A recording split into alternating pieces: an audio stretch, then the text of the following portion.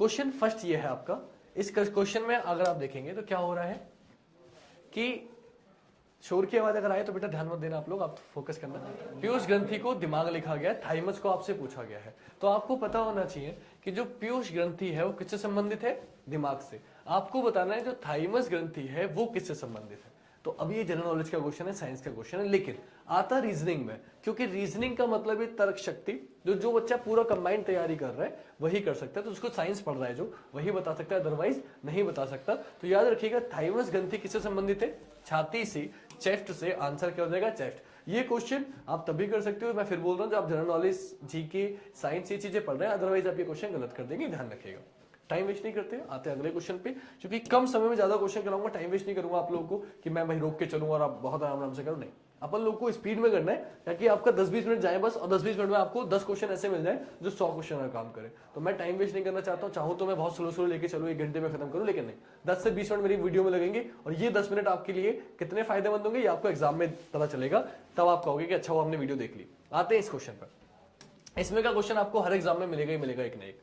क्या करना है भाई, आप लोगों को ये सिंबल दिया गया, आपको सिंबल चेंज करने और बताना है कि कौन सा समीकरण ऐसा है जो इसको सिंबल चेंज करने पे जो ऑप्शन दिए संतुष्ट कर देगा, बिल्कुल वैल्यू 3 आ जाएगी। कैसे चेक करेंगे भाई? अब ऑप्शन उठाओ, पुट कर दो कि 5 + 3 × 8, माइनस की जगह क्या लगा दो? डिवाइड। फर्स्ट ऑप्शन चेक कर दे, माइनस की जगह डिवाइड, 12, डिवाइड की जगह -4 इजिकल टू कितना लेके आना है? 3।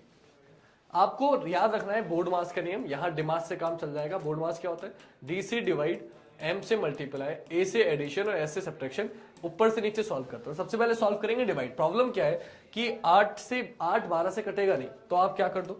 5 पहले, अब कुछ लोग गुणा कर देते हैं लेकिन नहीं, पहले भाग करते हो तो भाग ही करो। 8, इसे ऐसे लिख सकता हूं, -4 = 3 लिख सकता हूं। अब आपको पता होगा, क्या पता होगा आपको? ये पता होगा कि सर 8 ही कम 8, सॉरी 4 दूनी 8 और 4 तियां 12, आपने 4 से भाग कर दिया, और इस 3 से ये 3 क्या हो गया?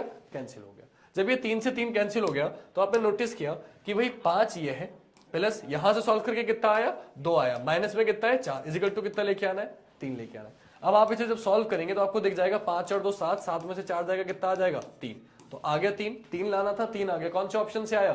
सर ए ऑप्शन से आया, तो आगे चेक करने की जरूरत नहीं है, ऑप्शन ए आपका आंसर हो गया। बस ऐसी ऑप्शन उठाना है, चेक करना है, आंसर आपका आ जाएगा। बहुत इजी क्वेश्चन है, आई होप आपके समझ में आ चुका होगा। कैलकुलेशन के अलावा इस पूरे क्वेश्चन में कुछ नहीं है, बस ध्यान रखना जब भी ऐसी कोई संख्या आ जाए जो डिवाइड ना हो तो उसे बटे में लिख लेते हैं, देन सॉल्व करते हैं, ठीक है।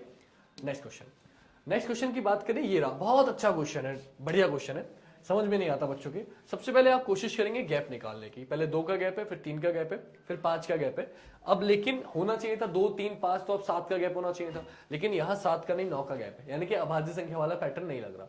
जो हम सोच रहे थे कि गैप देखेंगे अभाज्य संख्या गैप, लेकिन वो नहीं लग रहा। अगर वो नहीं लग रहा तो क्या लग रहा है चेक करते हैं। 3 से 5 आप चेक करो, पहले 2 का गैप है, लेकिन वो पैटर्न तो लग नहीं रहा। तो हम क्या करेंगे कि कैसे आ सकता है? तो 3 दूनी 6 -1, 5 दूनी 10 -2, 8 दूनी 16 -3, 13 दूनी 26 -4। क्या हो रहा है? गुणा तो 2 से हो रही है, लेकिन पहले 1 माइनस किया, फिर 2 माइनस किया, फिर 3 माइनस किया, फिर 4 माइनस किया।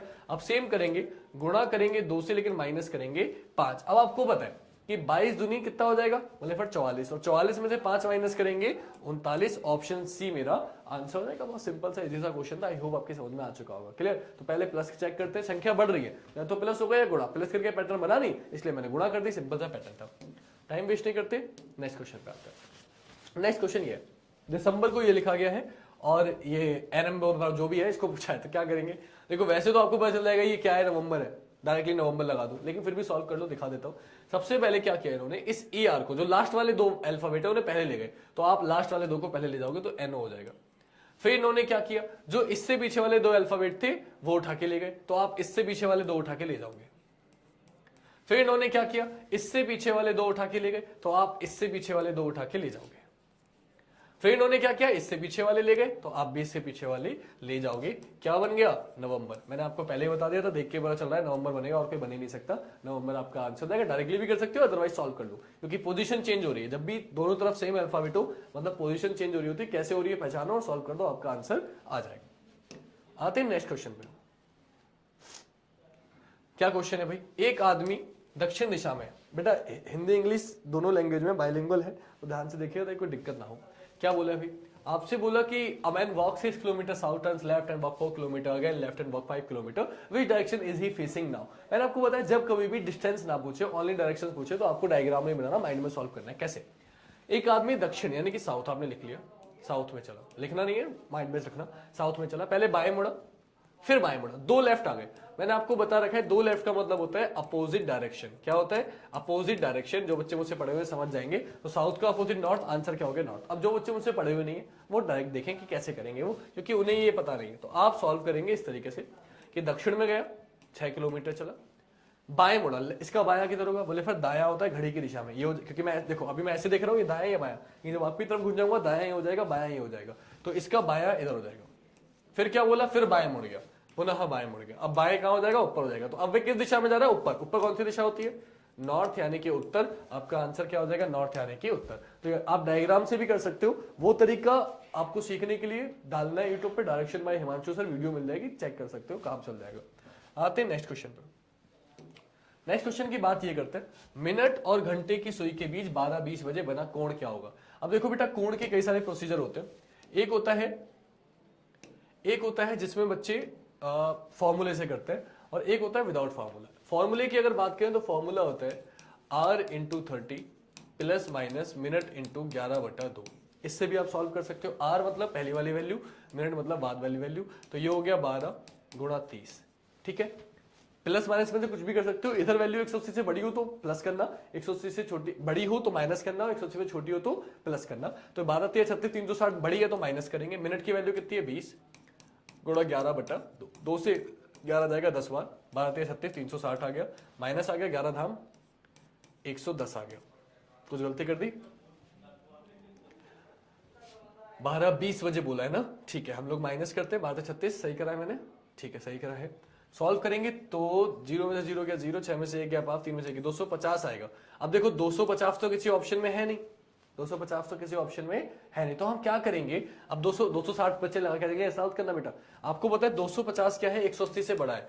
180 से बड़े कोण को कहा जाता है बाह्य कोण। क्या कहा जाता है? बाह्य कोण। बट आपको बताना है आंतरिक कोण, क्योंकि सिर्फ कोण पूछा है। तो आपको पता है एक सर्कल 360 डिग्री का होता है। कभी भी अगर बाह्य कोण आ जाएगा तो आप 360 में से बाहर वाला माइनस कर दो, अंदर वाला आ जाएगा। तो 360 में से 250 माइनस कर देंगे, आंसर कितना आ जाएगा? 110। ऑप्शन बी आपका आंसर हो जाएगा। ठीक, लेकिन ऐसे करने में आपको कुछ बच्चों को दिक्कत पड़ेगी, तो मैं आपको डायरेक्ट तरीका बताता हूँ, जो बच्चे मुझसे पढ़ेंगे वो कैसे करेंगे। मैंने बता रखा है, जो भी टाइम दिया हो, पहला वाला समय ऐसे लिख लो। 12 का मतलब सुई किस पर होगी? 12 पर। 20 का मतलब सुई कितने पर होगी? 4 पर। कैसे पता?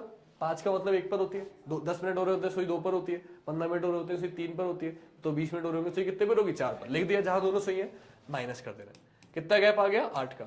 गुणा कर देनी है 30 से, क्योंकि ये 8 ब्लॉक आए और एक ब्लॉक में 30 डिग्री का कोण होता है। सॉल्व करेंगे, हो जाएगा 240, और मिनट का आधा जोड़ देना है, कितना हो जाएगा? 250। लेकिन क्योंकि ये 180 से बड़ा है तो किसमें से माइनस कर देंगे? 360 में से। आंसर आ जाएगा 110। 110 कौन से ऑप्शन में? ऑप्शन बी में। ऑप्शन बी आपका आंसर आ जाएगा। जिस बच्चे की समझ में ना आए आप डाल सकते हो एंगल बाय हिमांशु सर या क्लॉक बाय हिमांशु सर। पूरे वीडियो बेटा देखना पड़ेगा, यहाँ प्रैक्टिस सेट कर रहे हैं, यहाँ आपको सिखाया जा रहा है कि हमें स्पीड कैसे बनानी है।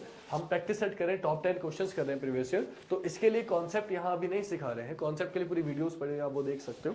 ठीक है, कोई इशू है तो बता सकते हो, अलग से कोचिंग आ सकते हो, ज्वाइन कर सकते हो, ताकि आप ये क्वेश्चन सेकंडों में करना सीख जाओ, माइंड में करना सीख जाओ। कोचिंग कहाँ है? मुरादाबाद में, पीएमएस के पीछे पीली कोठी पे आओ, कोचिंग ज्वाइन करो ज्यादा से ज्यादा, और सीखो क्वेश्चंस को कि हम कैसे करते हैं। ऑफलाइन ही होता है, ऑनलाइन से हम प्रैक्टिस कर सकते हैं, स्पीड कर सकते हैं, लेकिन सीखना है तो ऑफलाइन होना ज्यादा जरूरी है। ठीक है, कोई बात नहीं। आते हैं नेक्स्ट क्वेश्चन। नेक्स्ट क्वेश्चन आपका ये रहा। आपको बताना है भाई, क्या बताना है? दी गई श्रृंखला में अगली संख्या क्या होगी? सीरीज है, सीरीज बतानी। क्या करेंगे बेटा? आसपास की संख्या गैप निकालेंगे। पहले कितने गैप है? 22 का, फिर कितने गैप है? 24 का, फिर कितने गैप है? 26 का। तो अब कितने का होगा? 28 का। जोड़ के देखो, 8 और 3 11 का, एक इकाई का अंक एक ही ऑप्शन में। आंसर हो गया ऑप्शन बी। दिमाग लगाने की जरूरत नहीं है, क्योंकि इकाई का अंक और किसी ऑप्शन में है नहीं, तो क्यों मैं सॉल्व करूं, क्यों जोड़ूं, क्यों टाइम वेस्ट करूं अपना। 201 आपका आंसर हो गया। बाकी जोड़ के आप चेक कर लेंगे। नेक्स्ट क्वेश्चन पे आते हैं। नेक्स्ट क्वेश्चन की बात करते हैं। नेक्स्ट क्वेश्चन आपका ये है। शोर बहुत हो रहा है, कोई बात नहीं बेटा, है ना? आपको आई होप क्या आवाज ना आ रही हो। नेक्स्ट क्वेश्चन पे आते हैं। क्वेश्चन में पूछा गया गिव का कोड क्या होगा। अगर हम गिव के कोड की बात करें, गिव ये दिख रहा है, देखो इस क्वेश्चन का एक तरीका बताता हूँ। सपोज करो आपसे पूछा होता कि अवे का कोड क्या होगा, क्या पूछा होता अवे का कोड क्या होगा, तो हम क्या करते, हम करते ये कि आप देखते अवे पूछा है तो अवे यहां लिखा है, और अवे कहां लिखा है, अवे यहां लिखा है, और आप चेक करते हैं जो कोड दिए हैं इनके, इसमें क्या कॉमन है, तो इसमें यहां क्या लिखा है 5, यहां भी क्या लिखा है 5, तो अवे का कोड क्या हो जाता 5 हो जाता। बट प्रॉब्लम क्या है कि यहां अवे नहीं है, जब यहां अवे नहीं दिया है तो आप क्या करेंगे, आपसे पूछा गया है गिव का कोड, गिव का कोड निकालने के लिए आपको करना यह है कि इन दोनों में कॉमन चेक करना है। कॉमन जब आप चेक करेंगे तो आप ये देखेंगे कि गिव का कोड बताना है वो कॉमन नहीं है, तो जो बाकी के पड़ोस वाले कॉमन है आपको वो सॉल्व कर लेना है। तो जैसे कि यहां अवे है, पहला अवे यहां है, नंबर क्या कॉमन है, बोले सर 5, तो यहां से अवे का कोड पता चल गया, लेकिन मुझे तो गिव का निकालना है, तो गिव का निकालना है तो उसके बराबर वाले और निकाल लो, और क्या कॉमन है, और आप चेक करो, बोले सर यहां पे स्मोकिंग है, और स्मोकिंग का है, स्मोकिंग यहां है, इन दोनों लाइनों में कॉमन क्या है, बोले सर देखिए 2 यहां भी आ रहा है, 2 यहां भी आ रहा है, तो यहां से स्मोकिंग में निपट गया। अब इधर क्या बचा, तो आप चेक करिए, इधर क्या बचा, बोले इधर गिव बचा, इधर क्या बचा 8 बचा, यानी कि गिव का कोड क्या हो जाएगा 8, ऑप्शन बी आपका आंसर हो जाएगा। तो ऐसे क्वेश्चन आपको कैसे करने बेटा, सिंपल सा तरीका है, या तो कॉमन होगा, और कॉमन नहीं होगा तो उसके आगे पीछे वाला कॉमन होगा, उससे आपको अंदाजा लगा देना है। आते हैं अगले क्वेश्चन पे। तो अगला क्वेश्चन आपका ये रहा, इसमें क्या करना है बेटा, इसमें आपको नंबर रखने और चेक करना है। कैसे रखोगे कि z आता है 26 पर, लेकिन लिखा कितना है 52, तो आपको पता है 2 से गुणा करिए, यहां चेक करते हैं, ये 1 पे आता है, ये 3 पे, ये 20 पे, ऐड करके देखोगे 24 आएगा, लेकिन लिखा है 48, मतलब 2 से गुणा करिए, यानी कि नंबरों को ऐड करके 2 से गुणा कर रहे हैं। सेम प्रोसीजर आप करोगे, ये 2 पर आता है, ये 1 पे आता है, ये 20 पे। अल्फाबेट की वैल्यू आपको याद होनी चाहिए, नहीं याद है तो आप हेल्प लेंगे इजोटी की। इजोटी क्या है 5, 10, 15, 20, 25। सपोज करिए आपको निकल एन का वैल्यू पता करनी है, एन कितने पर आएगा, तो ओ कितने पर है 15 पर, तो एन कितने पर जाएगा 14 पर। इसकी मदद से आप कोई भी अल्फाबेट का नंबर निकाल सकते हैं, देन सॉल्व करेंगे। तो 20, 21 और 2 कितना हो गया 23, कर क्या रहे दुगना, तो दुगना कर देंगे, 23 दूनी 46, आंसर क्या हो जाएगा ऑप्शन डी मेरा आंसर। बहुत सिंपल से आसान से क्वेश्चन है, बस नंबर रख के चेक कर देना। नेक्स्ट क्वेश्चन पे आता, लेकिन सारे आए हुए हैं, हल्के में मत लेना कि सर ने आसान क्वेश्चन दे दिए, सारे आए हुए क्वेश्चन है, मुझे खुद नहीं बता दो कौन से क्वेश्चन आने वाले हैं, सारे प्रीवियस ईयर क्वेश्चन है, मैं नहीं छटवाता हूं क्वेश्चन, ये सारे प्रीवियस ईयर क्वेश्चन है, तो इंपॉर्टेंट है आपके लिए।